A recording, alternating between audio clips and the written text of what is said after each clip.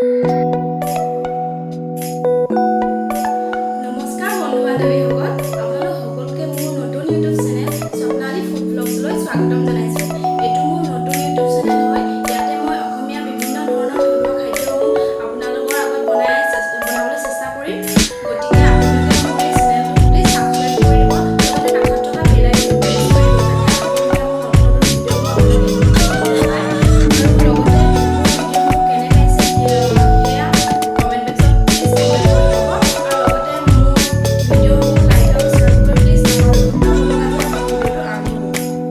এয়া মই আজি গাহৰি মাংস আৰু বাঁহগাজৰ খৰিচা আপোনালোকৰ আগত ৰান্ধি দেখুৱাবলৈ চেষ্টা কৰিম। এয়া গাহৰি মাংস, এয়া আলু আৰু এয়া হৈছে বাঁহগাজৰ খৰিচা, যিখিনি মই আজি 2-3 দিনৰ আগতে পানীত গুৰাই থৈছিলোঁ যাতে অলপ টেঙি হয়। আৰু এই বাঁহগাজৰ খৰিচা আৰু গাহৰি মাংস খাবলৈ বহুত টেষ্টি হয়। আপোনালোকেও নিজৰ ঘৰত এনেকৈ বাঁহগাজ আনি সৰু সৰু টুকুৰা কৰি পানীত 2-3 দিন গুৰাই থৈ এনেকৈ খাই চাব, খাবলৈ বহুত সোৱাদ। আৰু এয়া হৈছে ভোট জলকীয়া, এয়া ৰেড চিলি, এয়া মিট মছলা, এয়া জিৰা ধনিয়া আৰু এয়া হৈছে নহৰু, আদা, পিঁয়াজ। এইখিনি মই সকলোখিনি গোটাই ল'লোঁ একেলগে। এতিয়া মই বনাওঁ বলক।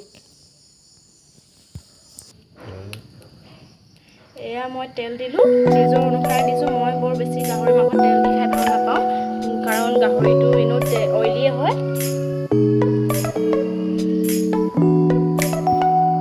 তেলটো অলপ গৰম হওক, নহ'লে কেঁচা তেলত দিলে অলপ গোন্ধ আহে।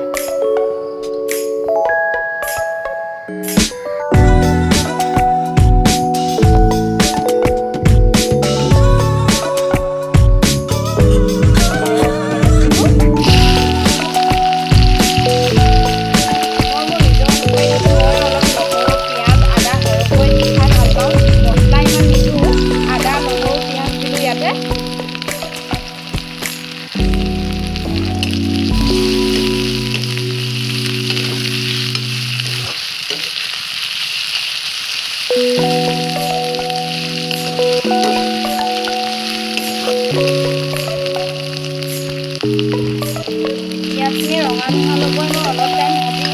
তাৰ পাছতে মাংস দিম আৰু মাংস দিয়াৰ পাছতে মই মছলা দিম। কিছুলোকে তেলতে মছলা দিয়ে, কিন্তু মই তেলত মছলাবোৰ নিদিওঁ, মাংসতে মছলা দিওঁ। এইখিনি হৈছে বইল গাহৰি, যিখিনি মই বনোৱাৰ আগতে বনাবলৈ বইল কৰি লৈছিলোঁ।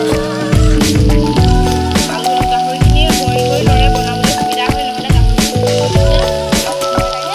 আৰু নথকা তেলখিনিও গুচি যায় বইল কৰি দিয়াৰ পাছতে। এয়া আলু,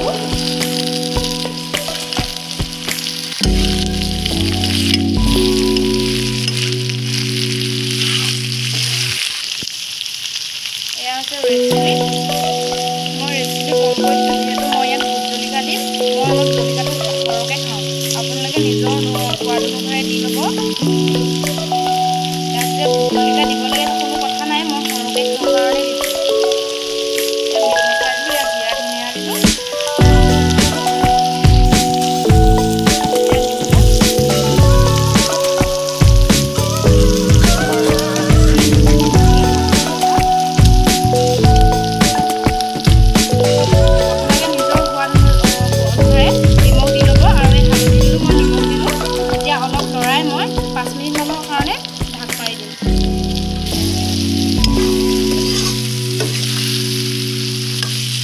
বেছি বিশেষকৈ মই ৰান্ধিব নাজানো, ইয়াত চেষ্টা কৰিছোঁ আৰু আপোনালোকৰ আগত দেখাবলৈ। এয়া বাঁহগাজৰ খৰিচা হয়। সাধাৰণতে খৰিচা মিহিকৈ থোৱা হয় পানীত ঘূৰাই, কিন্তু মই গাহৰিৰ লগত বনাবৰ কাৰণে অলপ ডাঙৰ টুকুৰা কৰি থৈছিলোঁ। এতিয়া এই খৰিচাখিনি টেঙি ভাৱ হৈছে, কাৰণ গাহৰিটো অইলি হয়, গতিকে টেঙা খৰিচা দিলে খাবলৈ বহুত সোৱাদ হ'ব। গতিকে আপোনালোকে নিজৰ ঘৰত গৈ বনাই খাই চাব, খাই কেনেকুৱা লাগে মোক কমেণ্ট কৰি ক'ব।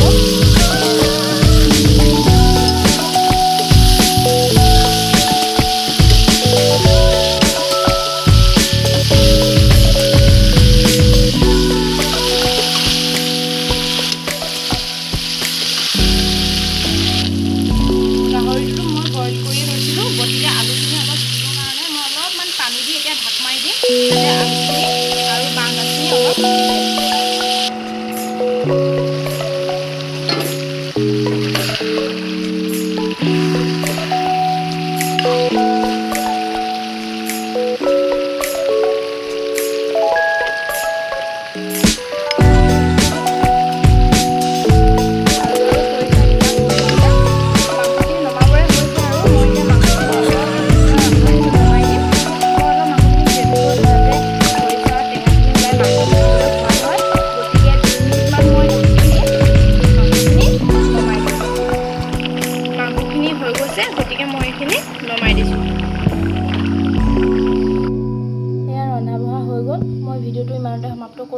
গতিকে আপোনালোকে প্লিজ মোৰ চেনেলটো ছাবস্ক্ৰাইব কৰিবলৈ নাপাহৰিব লগতে কাষত থকা বেল আইকনটো প্ৰেছ কৰি দিব যাতে আহিবলগীয়া মোৰ আগন্তুক ভিডিঅ'সমূহ